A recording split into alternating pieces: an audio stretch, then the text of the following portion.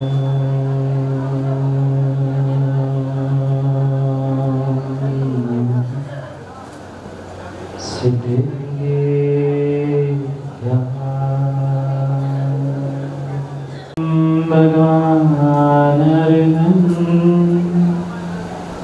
मंगलम भगवान मंगलम प्रथमाचार्य मंगलम ऋषभेश्वर मंगलम भगवान वीर मंगलम गौतमोरणी मंगलम कुंदकुंदार्य जैन धर्मोऽस्तु मंगलम सर्वमंगलमांगल्यं सर्वकल्याणकारिकं प्रधानं सर्वधर्माणां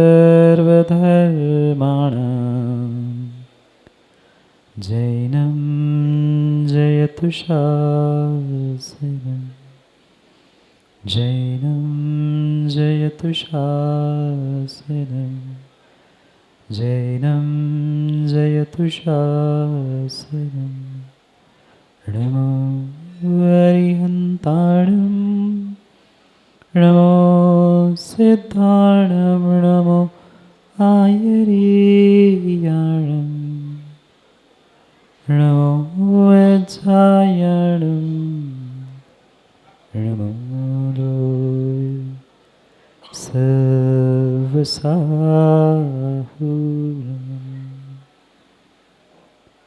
अनंत अनंत परम सिद्ध भगवान की 1008वीं पार्श्वनाथ भगवान की परम पूज्य आचार्य भगवान कुंद कुंद स्वामी की परम पूज्य पट्टाचार्य आचार्य भगवान गुरुवर विशुद्ध सागर जी महाराज की सनातन जैन धर्म की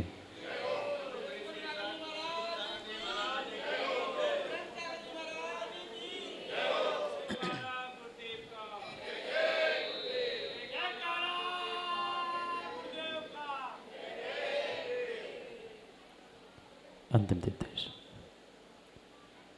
वर्धमान स्वामी के शासन में हमसे विराजते हैं और उनकी यह पावन पीयूष देशना हम सभी के लिए परम उपकारी। अनादिकाल से हमारी इस आत्मा में जो जन्म जरा और मृत्यु रूपी रोग लगे, उन रोगों का उपशमन करने वाली कोई परम औषधि है तो वह एकमात्र यह जिनवाणी। भव्यात्माओं, यूँ देखा जाए तो आप सभी सुबह शाम व्यस्त हैं। कोई यहाँ बैठे बैठे भी बातों करनों में व्यस्त है,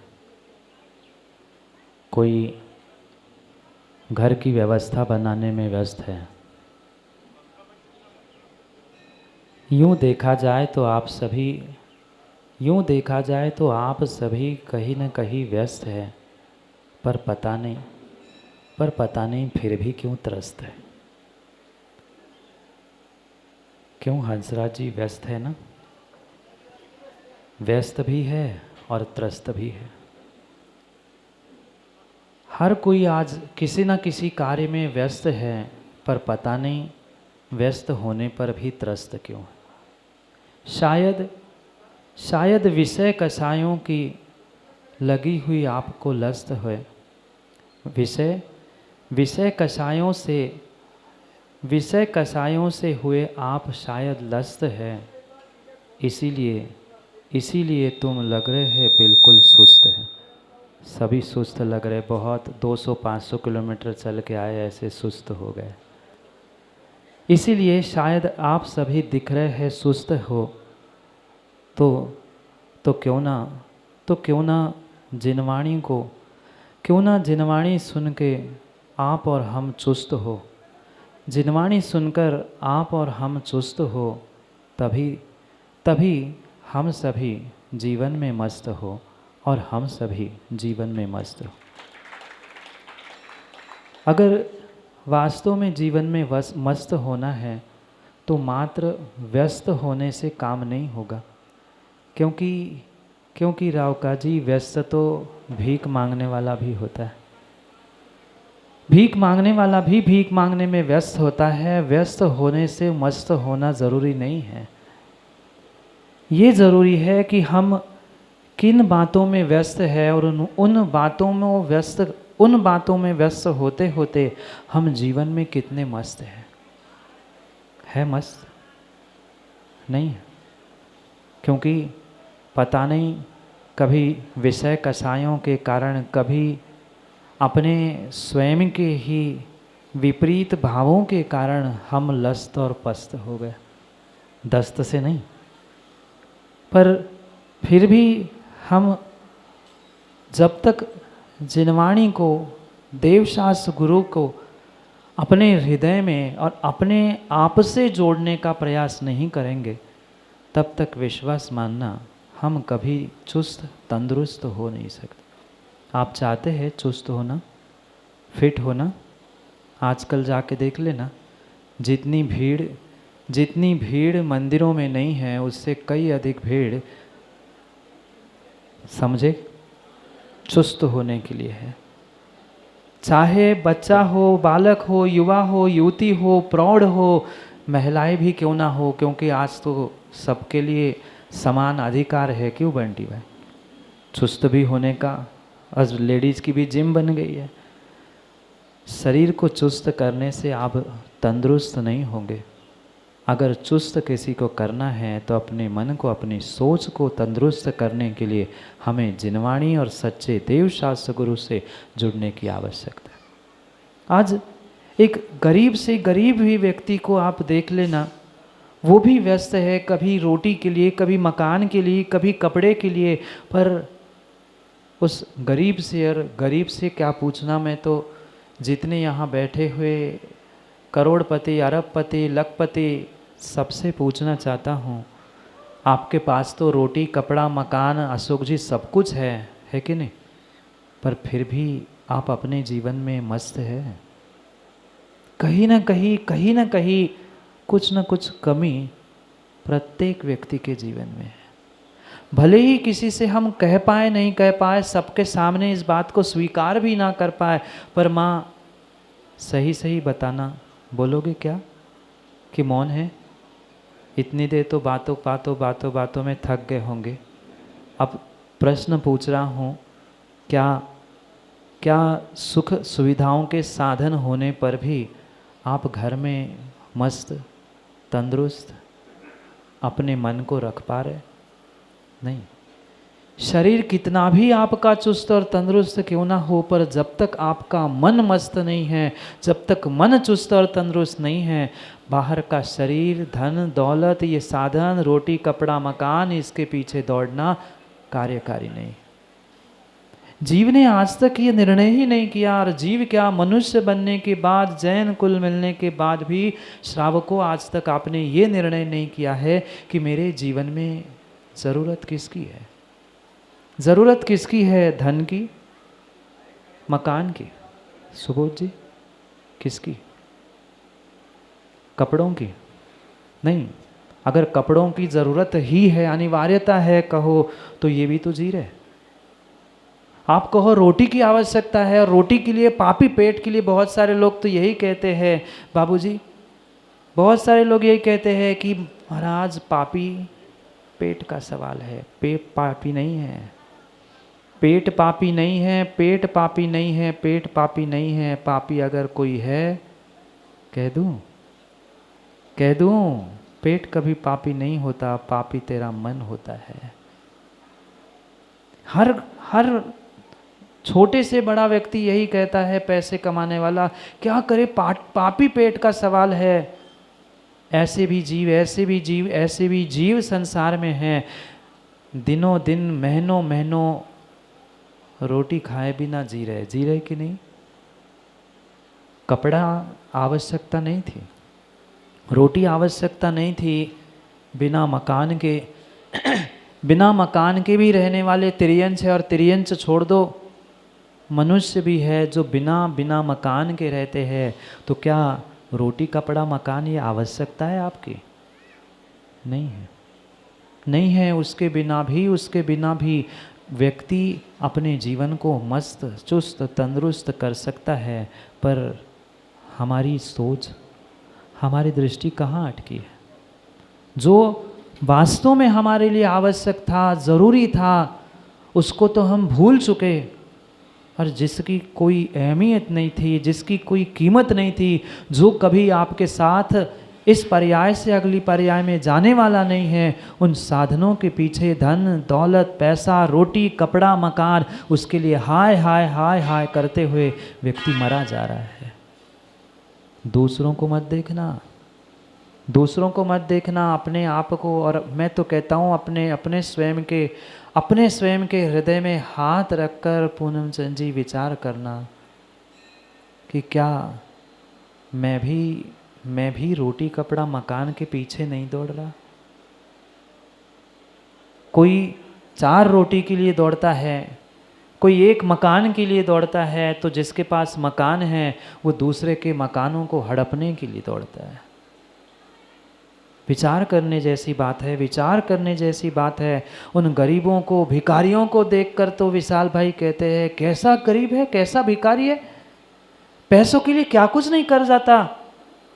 अरे पैसे वालों आप ही अपने आप से पूछ लेना, क्या पैसे कमाने के लिए हमने अपना धर्म अपना ईमान कह दूँ? बुरी तो नहीं मानोगे? बुरी तो नहीं मानोगे, और मान भी लोगे तो विनय जी क्या कर पाओगे?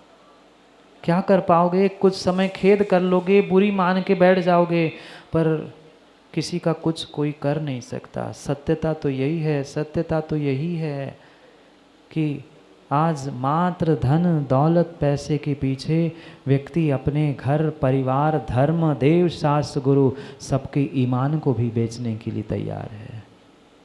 कितनी कीमत और कितनी हमें बुद्धिपूर्वक माँ कीमत है सच्चे देव शास्त्र गुरु की, वीतराग धर्म की और अपने आप की। थोड़ा सा हमें अपने हृदय को टटोल कर देखने की आवश्यकता है कि मैं किसके पीछे दौड़ रहा हूँ, किसके पीछे दौड़ रहा हूँ। हर इंसान दौड़ रहा है। दौड़ते दौड़ते अपने आप को बहुत व्यस्त दिखाना चाहता है, पर ध्यान रखना व्यक्ति जितना व्यस्त है उतना ही वो त्रस्त है, उतना ही त्रस्त है। क्यों? क्योंकि उसने आज तक जीवन के मायने ही नहीं समझे, जीवन में खुश होने के मायने ही नहीं समझे। आप चाहे करोड़पति हो, चाहे रोड़पति हो, चाहे वह हजारों की 25-30 हजारों की, आदिश भाई कल कह रहे थे कि महाराज ऐसे भी लोग हैं 30-30 50-50 हज़ार की शर्ट पहनते हैं। तुम्हारे 50,000 शर्ट की और फटे हुए शर्ट की जीवन में कोई कीमत नहीं है, कोई कीमत नहीं है, कोई कीमत नहीं है। उससे किसी प्रकार से तुम्हारे जीवन की सार्थकता नहीं है। मैं पूछना चाहता हूँ जीवन के बाद आप पाटोदी जी क्या क्या ले जाओगे? 2 पाटोदी जी नाम राशि वाले बगल में बैठे हैं, बोलो ना, कितनी प्लॉट, कितने मकान, कितना धन, कितनी संपत्ति। मैं पूछना चाहता हूँ, धन संपत्ति छोड़ दो आदिश भाई, 30,000 का शर्ट पहन के जाओगे चिता पर? मैं इसलिए गंभीरता से आपको याद दिलाना चाहता हूँ कि आपने किसे आवश्यक माना है, किसे इसेंशियल माना है, ज़रूरत किसकी थी और आपने ज़रूरत किसकी बना के रखी है। जितनी कीमत तुम्हें रोटी कपड़ा और मकान की है, क्या उतनी कीमत तुम्हें धर्म की, उतनी कीमत देव शास्त्र गुरु की, उनके सत्संगति की है? बोलो हाँ, हाँ बोल रहे हैं तिजारा वाले, बोलो हाँ। नहीं समझ पा रहे हैं जीवन में वास्तव में हमारी सार्थकता, अहमियत हमें किसे देनी थी, ये तो साधन आज है कल नहीं है, आज है कल नहीं है। कितना कितना मृत्यु के बाद ले जाओगे, जितना धन कमा के रखा है यही छूट जाएगा, जितनी प्रॉपर्टी बना के रखी है यही छूट जाएगी। अगर अगर अगर साथ कुछ जाएगा तो आपने किया हुआ धर्म, आपने की हुई देव शास्त्र गुरु की सेवा ही साथ जाएगी, अन्य कुछ साथ जाने वाला है ही नहीं, अन्य कुछ साथ जाने वाला नहीं है। पर मैं पूछना चाहता हूँ माताओं, हमें देव शास्त्र गुरु की, उनकी सेवा की कितनी अहमियत अपने जीवन में पता है? मेरे लिए आवश्यक क्या है प्रतिदिन और अनावश्यक क्या है, कभी इसका विवेक हमने रखने का प्रयास किया? नहीं, नहीं किया, नहीं किया, नहीं किया। और शायद शायद यही भूल व्यक्ति की आज तक होती रही कि सब कुछ मिलने के बाद भी, सब कुछ मिलने के बाद भी वह अपने जीवन में कुछ भी नहीं कर पाया। अरे जिसके पास कुछ नहीं है, धन नहीं है, वो भीख मांगे समझ में आता है, पर पैसे वाले भी संजीव भाई भीख मांगते नहीं देखे। दूसरों के लिए, धर्म के लिए नहीं, अपने स्वयं के लिए। अंतर इतना है, अंतर इतना है, अंतर इतना है। एक भिखारी कटोरा लेकर भीख मांगता है और आज का धनात्मा, धर्मात्मा नहीं कह रहा हूँ, आज का धनात्मा दुकान में खड़े होकर नहीं मांगता। मांगने का तरीका अलग हो सकता है, मांगने का तरीका अलग हो सकता है। वो भिखारी तो भगवान की दुहाई देता है, इसकी दुहाई देता है, उसकी दुहाई दे के कहता है भगवान तेरा भला करेगा, कुछ दे दे। और कहता है देना है तो इतना दे, नहीं तो दूसरी दुकान चली जा, इतना दे। ऐसा नहीं है, तरीका मात्र बदला है, तरीका मात्र बदला है, क्रिया वही कर रहे हैं। हमने अभी तक जीवन के मायने ही नहीं समझे हैं, हमें ये ही पता नहीं है। दुर्लभ मनुष्य पर्याय मिली थी, हमारे लिए परम परम आवश्यक क्या था?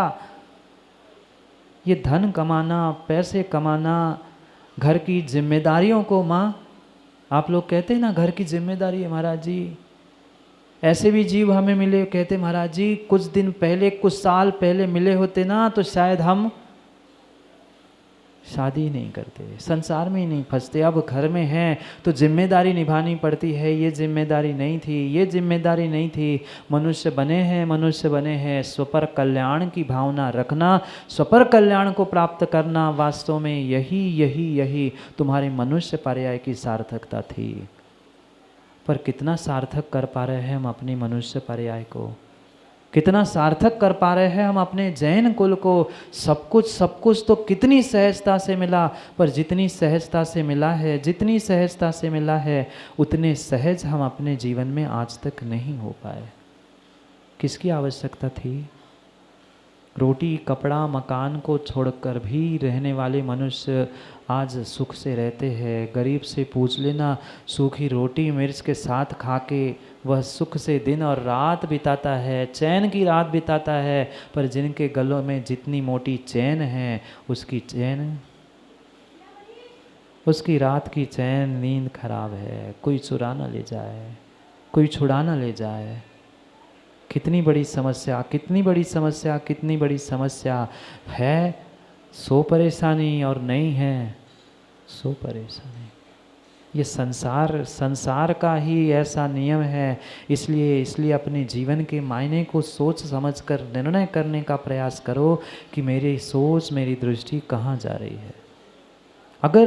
अगर स्वयं का कल्याण करने की भावना नहीं है और स्वयं के साथ दूसरे का भी कल्याण हो, ये अगर विचार मेरे जीवन में नहीं है, तो ध्यान रखना मनुष्य पर्याय में जन्म लेना, जैन कुल में जन्म लेना आपका व्यर्थ है। कितनी भावना है दूसरे के कल्याण की? दूसरे के कल्याण की छोड़ दो, स्व कल्याण की है। बिना स्वपर कल्याण के कभी आप भगवान नहीं बन सकते। आप कभी भगवान बन नहीं सकते। और सच्चा सम्यक दृष्टि, विनय जी, सच्चा सम्यक दृष्टि मात्र स्व कल्याण की भावना नहीं, पहले पर कल्याण के साथ स्व कल्याण की भावना को भाता है, तभी तीर्थंकर प्रकृति जैसे महान प्रकृति का बंध करता है। इतना आसान नहीं है। भगवान बनना तो फिर भी आसान है, पर जो जीव स्वपर कल्याण के साथ साथ 16 कारण भावनाओं को भाता है, चिंतन करता है, वही जीव महान पुण्य प्रकृति, संसार की सबसे बड़ी पुण्य प्रकृति तीर्थंकर प्रकृति को प्राप्त करते हुए एक नहीं, दो नहीं, 5 कल्याणकों को प्राप्त करता है। क्या पुण्य का उदय उस जीव का होता है, सोचना विचार करना।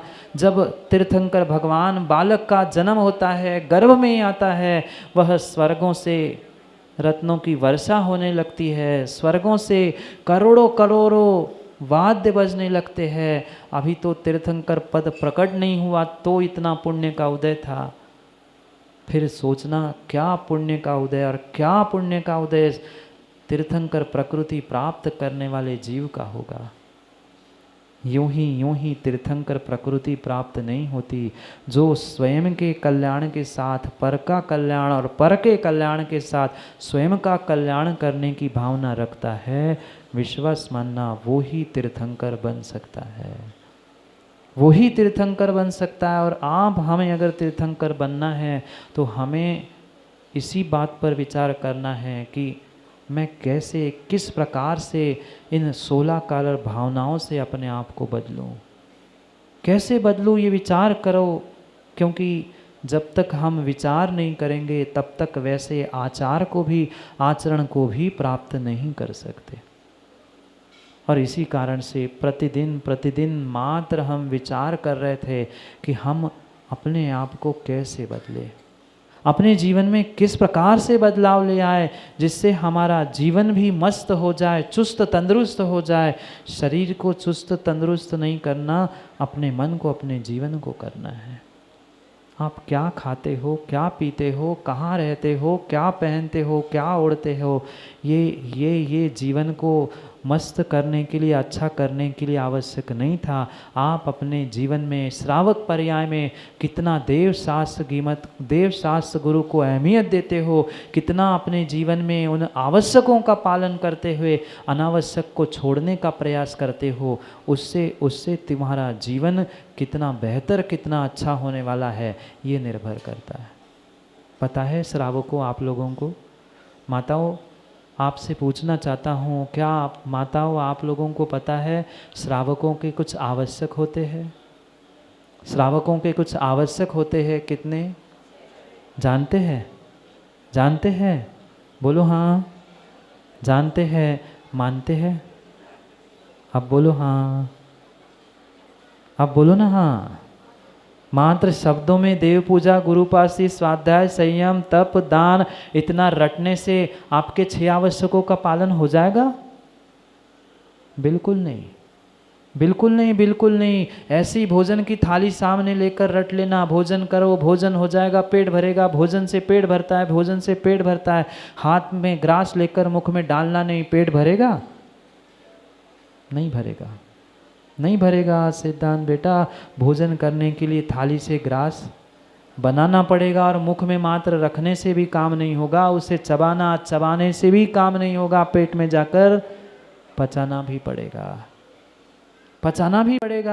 ऐसे ही जो हमने आज तक पढ़ा है, सुना है, देखा है, उसे कभी जीवन में प्रैक्टिकल करने का भी तो प्रयास करें।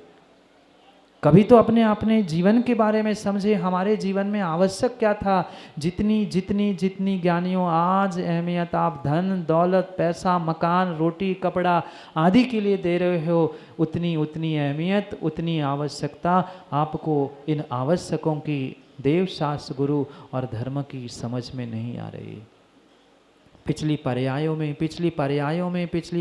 में कहीं न कहीं आपने सच्चे वीतराग धर्म का आलम्बन लिया था, सच्चे देवशास्त्र गुरु की कुछ न कुछ सेवा की थी। उसका ही ये प्रतिफल है कि आज आपको ये जैन कुल मिला है। ये बाहर के जितने साधन सहज उपलब्ध है, ये मात्र और मात्र पिछली पर्याय के धर्म के आलम्बन से ही हुए हैं। पर जितने जितने धर्म के कर्तव्यों का पालन पिछले दिनों पिछले पर्यायों में किया है, उतना आज हम कर नहीं पा रहे हैं। और ये ध्यान रखना, जब तक आप इन आवश्यकों को अपने जीवन में उतार नहीं रहे हैं, आवश्यकों को प्राप्त नहीं कर रहे हैं, तब तक आप श्रावक कहलाने के योग्य नहीं है। मैं नहीं कह रहा हूँ, नहीं तो मेरे से लड़ने पहुँच जाए कि महाराज हमने तो श्रावक कुल में जन्म लिया और आप कह रहे हम श्रावक नहीं हैं। नहीं है, श्रावक नहीं है। मैं नहीं, कुंद भगवान आचार्य भगवान कहते हैं कि जो देव पूजा गुरु पास्ती जैसे आवश्यकों को जीवन में धारण नहीं करता, वो श्रावक ही नहीं है। और मात्र श्रावकों, ये 6 आवश्यक श्रावकों के लिए नहीं, साधुओं के लिए भी लिखे हैं। अगर साधु भी आवश्यक का पालन नहीं करता तो वह अनावश्यक क्रियाओं के कारण से साधु नहीं है। हमें इन आवश्यक परिहारिणी भावना के माध्यम से समझना है कि वह आवश्यक कितने अपरिहार्य है, कितने अपरिहार्य है। ऐसा नहीं है आज किए कल नहीं किए, कभी कभार हम पूजा कर लेते। कितने लोग हैं यहाँ बैठे हुए जो प्रतिदिन अभिषेक पूजन करते, 2, 4, 6, 10, बस पूरी सभा में 50 भी आदमियों के हाथ नहीं उठ रहे हैं। पूरी सभा में 50 भी ऐसे व्यक्ति नहीं मिल पा रहे जो प्रतिदिन पूजन करते हैं। ठीक है, पूजन के लिए तो फिर भी पूजन आपने कर ली, क्या अन्य आवश्यकों का पालन किया? ये तो रट के रखा होगा ना माताओं, देव पूजा, आगे बोलो ना जोर से, मुझे सिखाओ मत, याद अपने आप को करो। गुरु पास्ती, कितनी गुरु की उपासना की, कितनी हमने गुरु की उपासना की। ये मत कहना महाराज जी गुरु तो 12 महीने हमारे यहाँ रहते ही नहीं, कैसे उपासना करे। मात्र गुरु के पास जाकर फोटो खींच लेना, सेल्फी बना लेना, इसका अर्थ गुरु भक्त नहीं है, इसका अर्थ गुरु की उपासना नहीं है। एक एक के मायने जीवन में समझने होंगे, उनकी अहमियत समझनी होगी, तभी जाकर जीवन में कुछ हम बदलाव कर सकते हैं। तभी जीवन के दुखों को कुछ हम इति अंत तक ले जाने का पुरुषार्थ कर सकते हैं, अन्यथा नहीं कर सकते। इसलिए जो समय मिला है उन एक एक आवश्यकों को कम से कम समझे तो।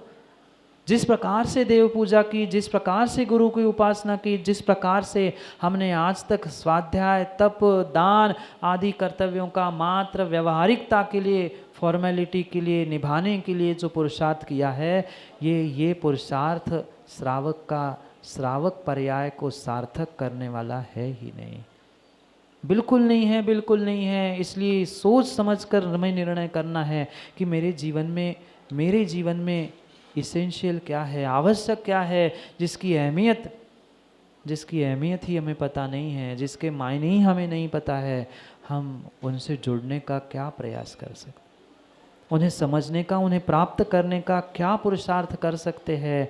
एकमात्र ऐसी तीर्थंकर प्रकृति है जो संसार के सर्वोत्कृष्ट सुखों को देने वाली है, और उसे इन 16 कारण भावनाओं से हमें प्राप्त करने का पुरुषार्थ करना है। एक एक भावनाओं को समझते समझते हम आवश्यक परिहारिणी भावना तक पहुँचे हैं। 2 शब्द है, आवश्यक भी और परिहारिणी, अपरिहारिणी। अपरिहार्य है, करना है सो करना ही है। ये मत सोच लेना कि एक नहीं करेंगे तो काम बन जाएगा, नहीं। 6 में से एक भी आवश्यक अगर पूर्ण नहीं हुआ है तो पक्का है आप श्रावक कहलाने के योग्य नहीं है।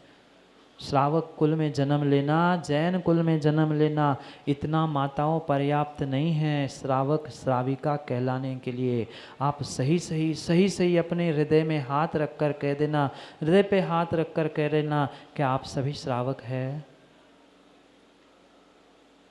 क्या आप सभी श्रावक हैं? अभी श्रावक की परिभाषा समझाई कि उसे विवेक है कि आवश्यक क्या है, अनावश्यक क्या है। उन 6 आवश्यकों का प्रतिदिन, कभी कभी नहीं, प्रतिदिन जो परिपालन करता है वही वास्तव में श्रावक है। हमने कितनी बार दान दिया, दान का मतलब ये नहीं है दूसरे के चौके में जाकर घुस जाना और वहाँ इधर का उधर करके मन शुद्धि, वचन शुद्धि, काय की शुद्धि, ना हमारी शुद्धि है ना किसी की शुद्धि है। पर अंजलि में बास्केटबॉल जैसा खेल खेला और भाग गए।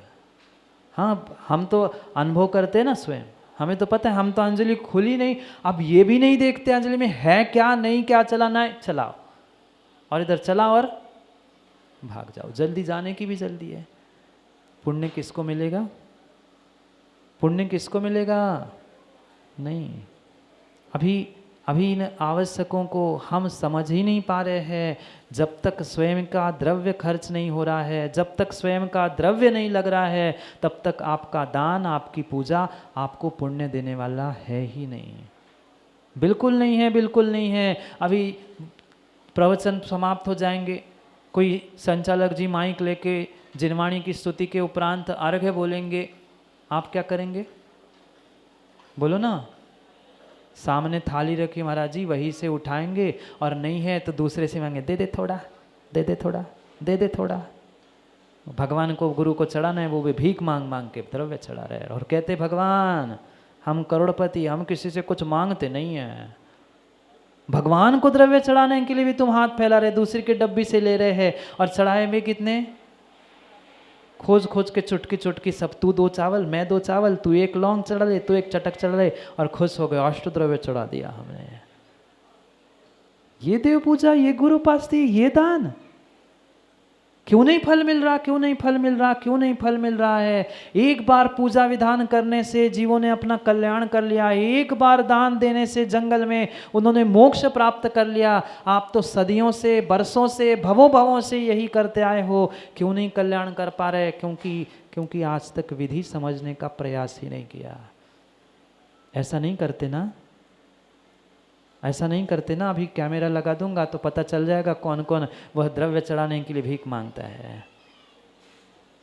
मंदिर की द्रव्य उठाई, वही एक थाली से, एक डब्बे से, एक कटोरे से उठाई, टेबल पे चढ़ा दी और खुश हो गए, भगवान हम द्रव्य चढ़ा के आए।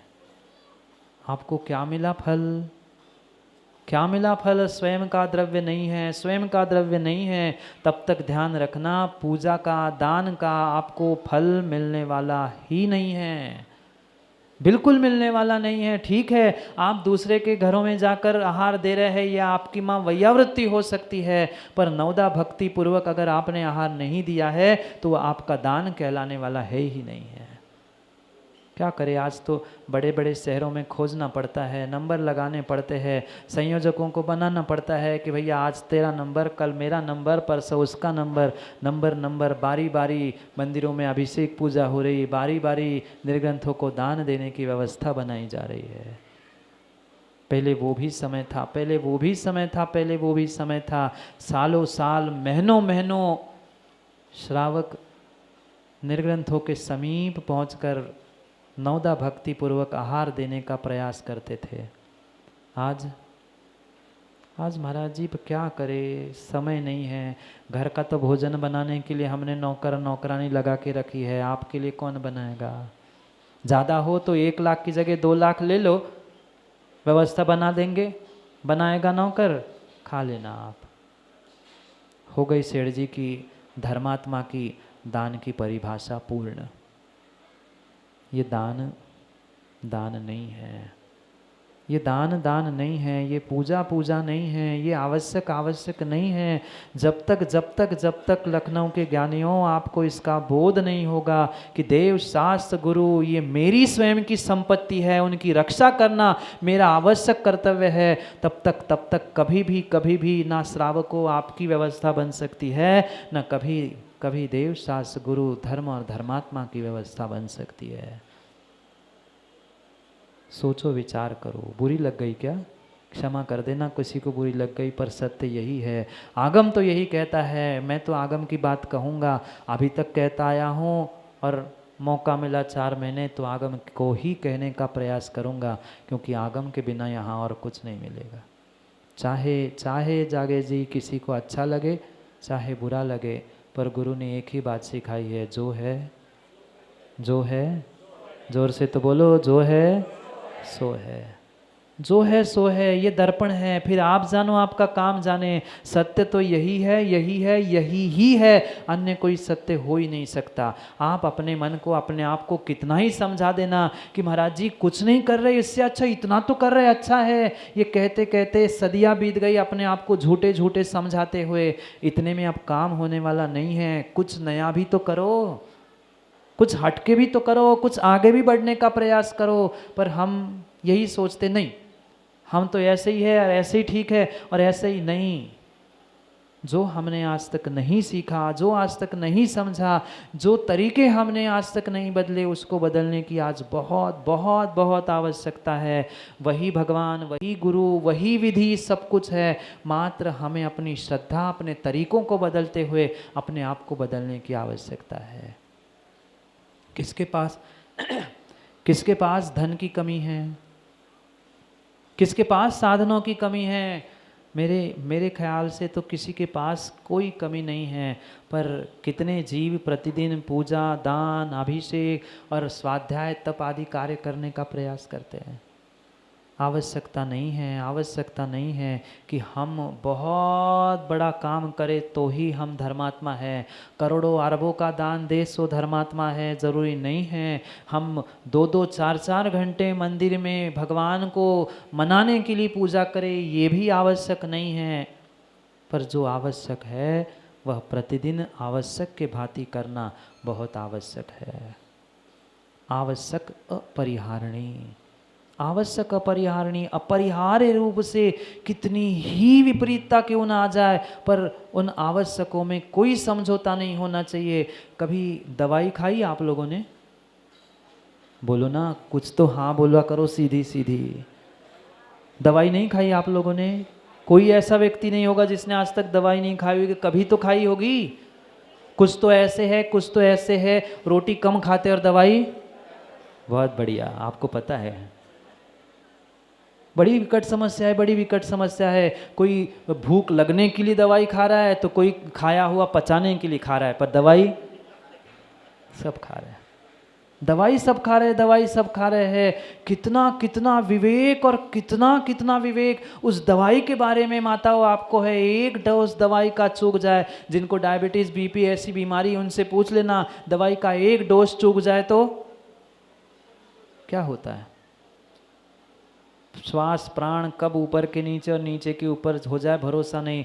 कितना कितना ध्यान रखते हैं, मोबाइल में 4 बार अलार्म लगते हैं, वो देख लेना, दवाई का अलार्म है, पानी पीने का अलार्म है, ये इसका अलार्म, उसका अलार्म। कभी ये जीवन में दिन भर में हमने अपने आप को सूचना देने के लिए कभी ऐसे अलार्म भरे कि सुबह हो गई है, अभिषेक का समय हो गया, ये समय हो गया है, प्रवचन सुनने का समय हो गया है, इतने बज गए हैं, हार दान करने का समय हो गया है, इतना समय हो गया है, स्वाध्याय का समय हो गया है। ऐसे किसी के मोबाइल में अलार्म लगे हैं? छे नहीं है। बच्चों को टिफ़िन बनाने का समय है, दुकान में टिफ़िन भेजने का समय तय है, सबका सबका सबका समय तय है, पर अपने आवश्यकों का समय तय नहीं है, क्योंकि हमें वो आवश्यक लगते ही नहीं है, उनकी अहमियत ही हमें पता नहीं है। जो अनावश्यक है उनको तो हम आवश्यक मानकर कर रहे हैं, और जो आवश्यक है उनको सेकेंडरी मानते हुए हो गया सो ठीक है, नहीं हो गया सो ठीक है। सोचने समझने की आवश्यकता है, सोचने समझने की आवश्यकता है, क्योंकि समय समय समय बहुत कीमती, बहुत कीमती, बहुत कीमती है। घड़ी का तो समय हो ही गया है, घड़ी का समय तो हो ही गया है, घड़ी का नहीं। हमें अपने स्वयं के समय को समय पे समझना है कि मेरे जीवन में आवश्यक क्या है। करेंगे, एक एक आवश्यक की चर्चा करेंगे। अभी तो मात्र ट्रेलर है, पहले ही बताया था। अभी तो 19 तारीख तक टेस्ट ड्राइव ट्रेलर चल रहा है, फिर 20 तारीख को विचार करेंगे। आप अगर पूरे तैयार है तो फिर 20 तारीख के बाद विचार करेंगे, नहीं तो आगम में तो और 5 दिन की भी छूट रहती है, ध्यान रखना। हाँ, ध्यान रखना, क्योंकि मात्र मात्र और मात्र जिनवाणी के अलावा यहाँ आपको कुछ सुनने के लिए नहीं मिलेगा। मात्र जिनवाणी, ज्ञान, ध्यान, तपस्या, इसके अलावा हमें और धर्म प्रभावना के साधनों को प्राप्त करने की आवश्यकता ही क्या है। इससे ही सब काम हो जाएगा, इससे ही सब काम हो जाएगा। जो ट्रेलर के माध्यम से हम अब पुरुषार्थ कर रहे हैं, क्योंकि जैसे आप भी तो अपना ट्रेलर परीक्षा ले रहे हैं, दे रहे हैं, क्योंकि दोनों काम जब होते हैं तभी कार्यों में सफलता होती है। और जो आज सभी ने मिलकर, और विशेष बात तो ये है हंसराज जी, पूरी समाज ने मिलकर जिन जिन कॉलोनियों में हम हो आए और जहाँ नहीं भी हो आए हैं, उन सभी उपनगरों से जो श्रावक श्राविका आकर जो पुनः एक बार इस जैन बाग में, जैन मंदिर में सबने निर्ग्रंथ गुरुओं का पुनः मंगल प्रवेश कराने का जो सौभाग्य हर्षोल्लास से प्राप्त किया है, वह वास्तव में प्रशंसनीय है, वास्तव में प्रशंसनीय है। क्योंकि महानगरों में सभी उपनगरों के सदस्य, ये ज़रूरी नहीं होता कि 2 आए, 5 आए, 10 आए कि 50 आए, पर निधि नहीं सही प्रतिनिधि भी पहुंच जाए।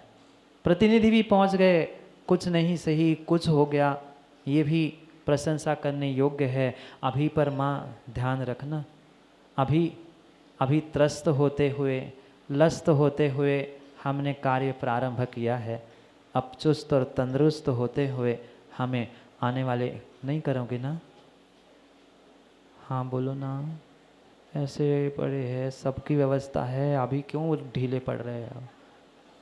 हाँ, सबकी पहले ही उनने व्यवस्था, वो देखे बिना तो आजकल तो कोई कार्यक्रम में नहीं आता, सबसे पहले नीचे पढ़ते, अच्छा फिर मैं पहुंच रहा हूँ। देखो सब समझदार है, अपने लिए ताली वो यहाँ जा जाए, ऐसी स्थिति है। सोचो समझो, समय हो गया है। ये जो पुरुषार्थ हम करने जा रहे हैं, ये एक बहुत बड़ा पुरुषार्थ है। और जैसा आज हम सबने मिलकर ये पुरुषार्थ किया है, आने वाले दिनों में भी सब साथ नहीं है ना? सब साथ नहीं है ना? सब साथ मिलकर ही हमें जिन शासन की प्रभावना को 2 गुना 100 गुना ने 1000 गुना वृद्धिंगत करना है। और मैं तो यही चाहता हूँ, बार बार अध्यक्ष जी इसलिए आपसे कह रहा हूँ क्योंकि आप अध्यक्ष हैं, बाबूजी आपके साथ में खड़े हैं, सभी आपके साथ में हैं, ये ध्यान रखना। सभापति जी, सभापति है ना, सभापति जी ध्यान रखना। मैं तो ये चाहता हूँ ऐसी गुरु के आशीर्वाद से इस लखनऊ महानगर में, राजधानी में प्रभाव ना हो, पूरा देश अगले बार विचार करे कि हमें लखनऊ में पहुंचकर देखना चाहिए कि वे चतुर्मास कैसा कराते हैं। पर उसके लिए सबको एक साथ मिलकर जैन ध्वजा को, जैन धुरा को ऊपर आसमान तक पहुंचाने का प्रयास करना है। समय तो हो गया है, पर चंद पंक्तियों के साथ भावनाओं को पूर्ण करते हुए कह दूं, सुबोध जी, सबने अपनी अपनी बात कह दी, अब मुझे भी थोड़ा सा कहने का नहीं है अधिकार? कह सकते हैं ना? सभापति की आज्ञा के बिना तो कह ही नहीं सकते। सभापति जी, सबको जब बोलने का अधिकार है तो हम भी चंद पंक्तियों में जो आज लगा उसे कुछ पंक्तियों में कहने का प्रयास करते। करके गुरुवर की अगवानी, नगर में खुशी छाई है। खुशियाँ नहीं छाई, ऐसे रोने से मुँह तो बना के बैठे हैं। करके गुरुवर की अगवानी, नगर में खुशी छाई है। दर के गुरुवर की अगवानी, नगर में खुशी छाई है। भक्तों का देख सैलाब, ये दिल में यह बात आई है। भक्तों का देख कर सैलाब, दिल में यह बात आई है। मानो जैसे पपीहे ने बूंद सावन की पाई है। मानो पपीहे ने जैसे ये बूंद सावन की पाई है। शबरी ने राम को पाया, शबरी ने राम को पाया, या लौट सारंग आई है, लौट सारंग आई है। जैसे शबरी कई दिनों से इंतज़ार में थी राम की, और राम पाते ही अश्रु की जलधारा से ही राम के पाद का प्रक्षालन किया, ऐसे ही भक्तों की भक्ति के इस सैलाब ने गुरु की पुनः अगवानी करते हुए इस आगामी अमृतोद्भव पावस योग को सफल करने का प्रयास किया। अभी अमृतोद्भव कई लोगों को बोलने भी नहीं आ रहा, अभी तो बहुत कुछ समझना भी है। यही तो रहस्य है आदेश जी, यही तो रहस्य है। अभी तो बहुत कुछ रहस्य को समझना है। शब्द होते हैं, पर शब्दों के साथ भाव और भावनाओं को भी समझना है।